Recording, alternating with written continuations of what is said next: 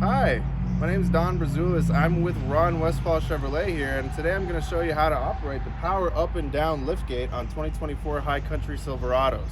There's three different ways. If the truck is off, you got two things you can do. You can either push the button on the back and it's going to lower the tailgate for you.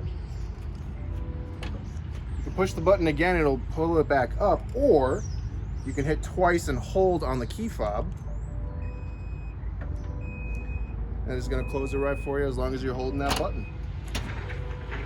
If the truck is on and you're inside your truck, there's actually a button inside the truck.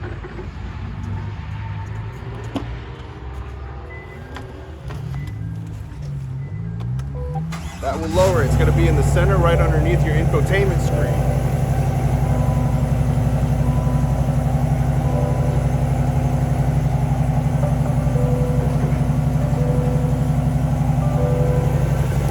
As long as you have that button pressed, it'll lower the tailgate for you.